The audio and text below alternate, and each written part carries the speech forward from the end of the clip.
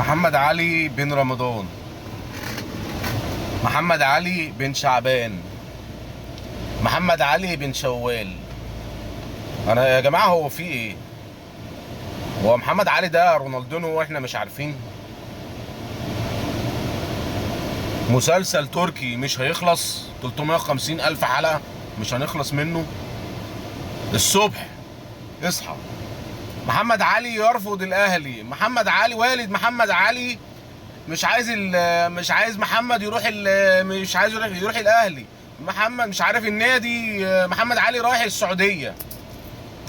النادي المجري رفع السعر من 2 مليون 300 ل 2 700. الاهلي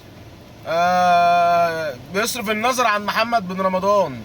محمد علي بن رمضان النادي السعودي خلاص مضى للنادي السعودي ده الصبح. ننزل بالليل بقى. محمد علي بن رمضان في التتش. محمد علي بن رمضان بيجري تحليل الدي ان ايه. محمد علي بن رمضان مضى للنادي الاهلي. النادي الاهلي دفع فلوس محمد رمضان. يا جدعان في ايه؟ ده يعني انت عندك لعيبه وعندك سكواد 10 على 10. انت عندك امام عاشور اصلا اعلى من محمد علي بن رمضان. ايه ده؟ عملتوا ضغط جامد قوي على لاعب مش عارف يعني في منه في الاهلي وفي احسن منه في الاهلي وفي لعيبه. يعني انت اصلا المركز ده فيه برضه في عندك امام عاشور، في عندك قفشه. هو لعيب كويس، لعيب ممتاز، لعيب حلو جدا، عنده خبرات، متمرس، عارف القاره الافريقيه بمعنى صح. مش هياخد وقت عشان كان بيلعب في نادي كبير. مش هياخد وقت عبال ما يخش وينسجم في الفريق والكلام ده كله. تمام ماشي معاك ده كله، بس مش اللعيب اللي اتعمل عليه الضجه دي كلها. احنا مش جايبين الظاهره رونالدو يعني، ولا كريستيانو هيجي يلعب في الاهلي عشان الضجه دي كلها.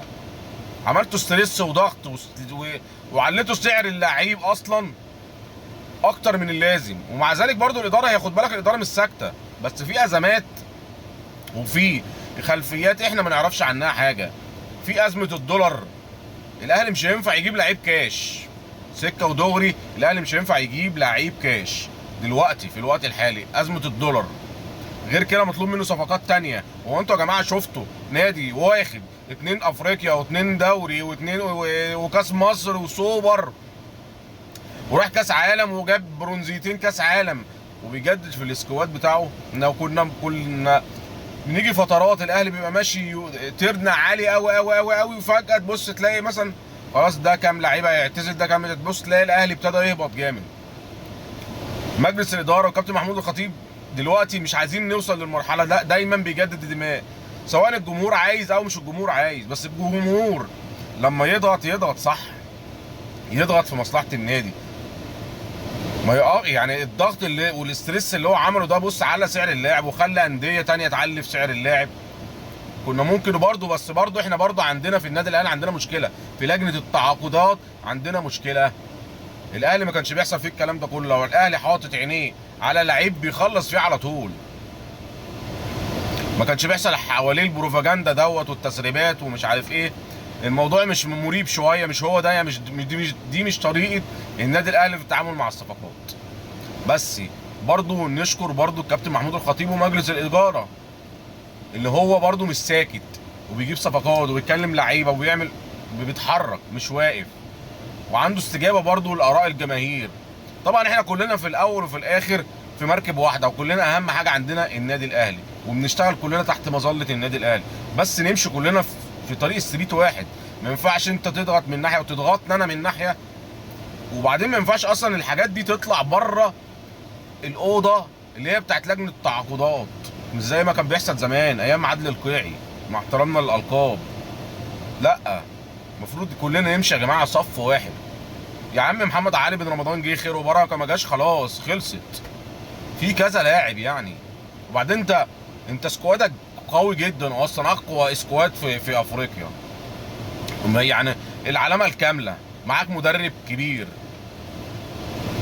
ما ينفعش التعامل بالطريقه دي يا جماعه. ده مش حوار يعني. ده مش مسلسل تركي يعني 350 حلقه. يعني لا لا والله الموضوع بقى بوخ قوي وبقى حوار ومش عارف ايه ده. مش طريقه، وحياه ربنا مش طريقه تعامل ديت يعني. والتاني طبعا النادي المنافس طبعا ايه فرحان باللعبه. حتى الجمهور التونسي انتوا بتحلموا، انتوا مش عارف ايه. خليته يعني اصلا يعني يا جدعان هو يعني مش الظاهره يعني. عادي. لعيب مستواه كويس وبتاع، بس مش اللي هو يعني. دي نقطه. نتكلم برضو على شويه حاجات كده. الكلام اللي هو قاله الكابتن محمد الشناوي، في كلام منه جزء كبير ماشي انا متفق معاك، وفي جزء تاني لا مش متفق معاك. انا مش الجزء نبتدي الجزء اللي مش متفق معاك فيه. انا مش متفق معاك يا كابتن شناوي اللي انت تعدل على الجمهور. انت تطالب الجمهور ما يشتمش، تطالب الجمهور يقف مع اللعيبه، تطالب الجمهور اللي هو يشجعك، لكن انت ما تعدلش على الجمهور. ده جمهور اولا، ده جمهور كوره، ده يا حبيبي ده جمهور الكوره. هو ده جمهور الكوره مش اهلي بس. احنا كجمهور اهلي بنبقى مختلفين، بنبقى مساندين اللعيبه على طول وفي ظهرهم والكلام ده كله. وبعدين ده مش كل الجمهور، ده شويه. وبعدين كل واحد ليه رايه، بس انت ما تطلعش بتعاقبني وتعاقب جمهورك اللي هو وقف جنبك في حاجات كتير جدا جدا جدا، وانت برضو ضحيت بحاجات كتير جدا جدا. فالامور متبادله. ما تجيش تعدل عليا وتقولي لا وتاخد اللعيبه وتخش جوه انت زعلان ومقموص وبتاع والكلام ده كله. لا، النقطه اللي انت بتتكلم فيها دي مش صح. انت ما ينفعش تعدل على جمهورك. انت ممكن تطلب من جمهورك يا جماعه، انت كنت ممكن ساعتها في الماتش خدت اللعيبه ورحت وكان الموضوع خلص واتلم. وخد بالك برضو كان في ناس كمان مع جمهور الاهلي، الجمهور اللي كان بينتقد الاداره وبينتقد اللعيبه والكلام ده كله، كان برضو مش موافق على اللي بيحصل. واحنا برضو طلعنا اتكلمنا اللي احنا مش موافقين ان ما ينفعش الجمهور يشتم لعيبته، ما ينفعش احنا نبقى احنا بدل حائط الصد للعيبه اللي بقى لا يبقى احنا اللي ايه، يبقى نصدرهم في وش المدفع زي ما بيقولوا. لكن لا انت خانك التعبير في حاجات كتير. فما ينفعش تعدل اولا على جمهورك، ما ينفعش تعدل على الجمهور. انت كابتن النادي الاهلي، كابتن النادي الاهلي. ازاي تطلع تعدل على جمهور؟ ازاي تاخد اللعيبه بتاعتك وتخش ما تحتفلش مع الجمهور بتاعك؟ كل ده عشان الجمهور انتقد ولا شتم ولا ما على طول الجمهور بيشتم، على طول الجمهور ماشي، بس مش بالطريقه دي، مش بالعنف دوت. وبعدين دي ظاهره غريبه شويه على النادي الاهلي وعن جمهور النادي الاهلي اللي هو ينتقد لعيبه بالعنف دوت. اكيد في حاجه خلت الموضوع يشيد بالطريقه دي، في حاجه حصلت برضو في الخلفيه احنا مش عارفين برضو ايه التفاصيل. ده برضو كان رايي في موضوع كابتن محمد الشناوي. موضوع برضو عمر الساعي والنادي الاسماعيلي مطالباته في مغالاة، يعني بيتكلم في 50 مليون جنيه، وكمان عايز بفوق ال 50 مليون جنيه 3 لعيبه من النادي الاهلي. ليه برضو ان شاء الله؟ اللي هو النادي الاهلي قال لك هو 30 مليون يبقى نشوف لك لاعب ولا 2 اعارات، وممكن لاعب ولا حاجه ممكن نطلعه ايه بيع. لكن انت طالع تزايد وتقول لا انا عمر الساعي عايز فيه 50 مليون جنيه. ليه يا حبيبي 50 مليون جنيه ليه؟ عمل ايه ده؟ هو كل الحوار موسم ولا موسمين لعبهم كويس والله. جه الاهلي انت كسبان، ما جاش الاهلي برضو احنا مش خسرانين حاجه.